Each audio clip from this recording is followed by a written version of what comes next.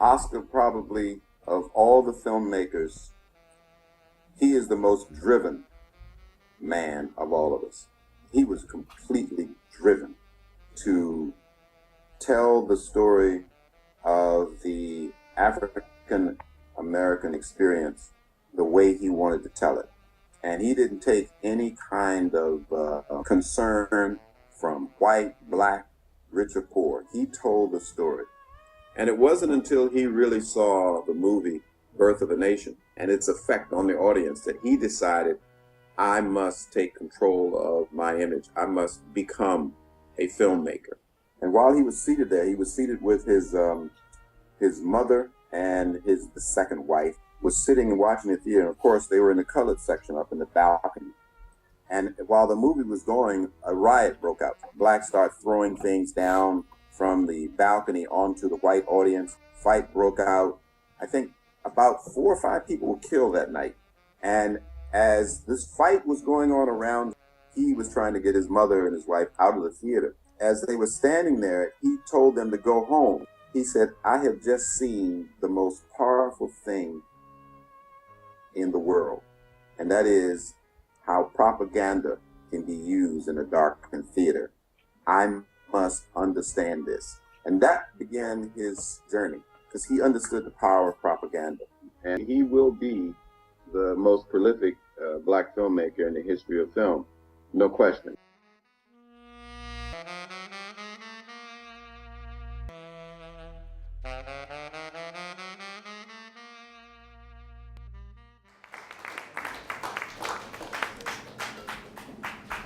Just to reiterate a particular point that's made in the film by Tim, he wasn't the most prolific African-American filmmaker, he was the most prolific filmmaker of the first half of the 20th century. Over the 40 films, or 40 plus films that he made, he actually only has there's only about 10 left in print, and lots of those have missing scenes and other bits and pieces. So the fact that we have Within Our Gates still exists and was the most seminal piece of his, against, as was pointed out there, the racist views of D.W. Griffiths' film Birth of a Nation. The film itself, it's an incredibly wonderful film that has a multitude of things within it. Was very daring of its time. It made critiques of culture and individuals. It has sadness in it. It has romance. It's very much placed in the 1920s and an African American's experience of living in the US in 1920.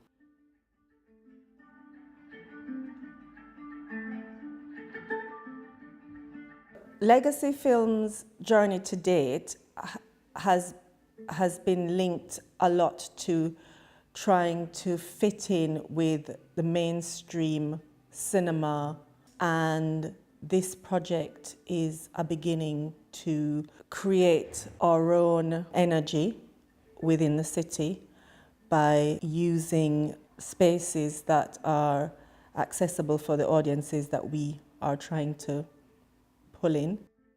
Not many people know of Oscar, hence we've called the project Who is Oscar? It's quite surprising so many people don't know who it is, because he's done over 7 novels and over 44 films in his time, which have huge relevance. Our first event at the Brighton Photo Fringe at Phoenix Art Gallery on the 5th of October. Really looking forward to it. It's a good way to pilot the project and see how things go. Legacy film audiences over the last 5 years have varied depending on spaces and venues that we have screened films in. What has been obvious across the southeast with other filmmakers and films is that live music scores have worked. With Legacy Film, we create the platform for those of the African Caribbean diaspora. What is interesting is that nobody that I'm aware of in this time has used somebody of the African diaspora or any of their films to produce a live sound score with. I think what we have seen is when we do things on that kind of level, we get in a lot of the audiences that are interested culturally in these kind of performances, which brings audiences into black film.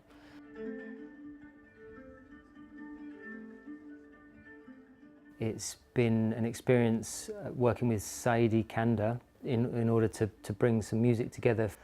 It's been quite an interesting process. I've realised that Saidi is also quite a visual person himself.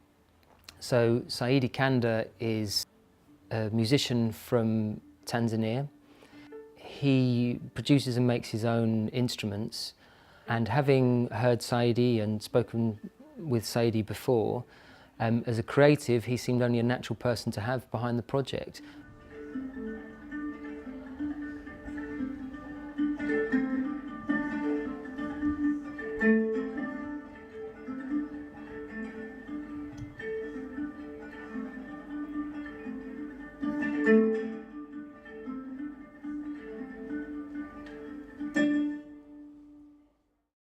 To make films, music in the film, it's not very, very simple. First, music, I play live music. You know, many people, they know me, I'm a live musician, but the good idea is, I'm lucky, I play so many instruments, and I make so many instruments. You know, you can make music for the opera, you can make music for the, theaters, but when it comes for the films, the most very difficult to memorize all those kind of instruments. So I remember the first time when I come, when Paul called me, and then together we were in studio, and we sit down. First I ring Paul, I said, listen, give me the film, I want to watch the films. And I watched the film the first day, I didn't get nothing. All I was laughing in the film, because it is so many things in the films. First you have got the comedy, you have got laughing, and then in the end of the films, people, they want to hang each other. If I compose music, for example, about love, first I have to think a very deep love. If I sing about the woman, I have to think about this woman is the beauty. And this woman have got a problem. Maybe you don't have a problem. This woman about the skin. This woman about the eyes. That is the same of the films.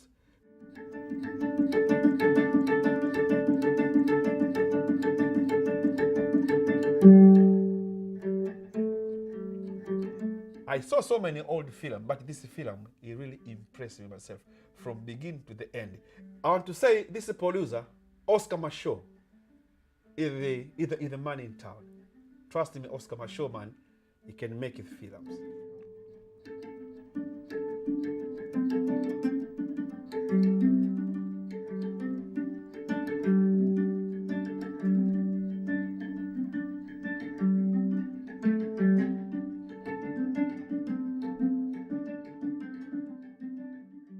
All of the events will be gelled nicely together with Elmi Ali, a young aspiring spoken word artist. I'm very interested in the fact that Oscar Micheaux was a writer, and I think and the limitations he might have faced both as a writer and as a filmmaker, as a producer, and how he overcame those limitations. And I think as artists, it's very nice to understand. But I think what's more important for me is to try and almost seek what they sought. So try and understand what it is that drove them, try and understand what it is that made them tick, what were they after, what were their obsessions, what were their everyday, what made them do what they were doing. Spoken word as third element, I mean, because with writing, usually it takes the first mode of response, people write things down, but in terms of this project, I think because the movie already exists and Oscar Micheaux's work already exists, and it's a silent film, and the music, which will be created by our artist, musician, also will add another dynamic, which is a traditional dynamic of viewing silent films with music as well. I think the spoken word element will add what is missing from the film without taking away from the fact that it's a silent film. So it won't take the place of dialogue, and it won't take the place of an actual narrator within the film telling the story. And who promised you 1,000 virgins? And who thought my soul could be saved? And how do I wake up from being awake too long, desensitized to wrong?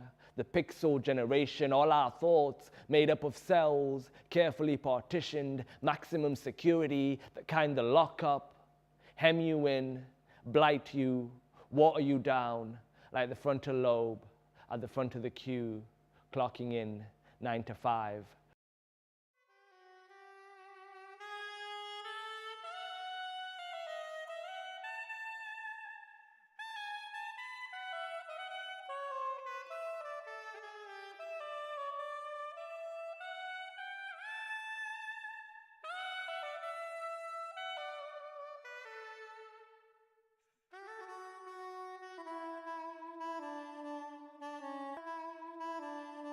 I'm absolutely delighted to be here today for the launch of Southampton Film Week. I've been involved in festivals, same as Susan has, Susan Beckett, who's running this one, for 6-7 years now, and we really appreciate the huge amount of effort that goes into a festival.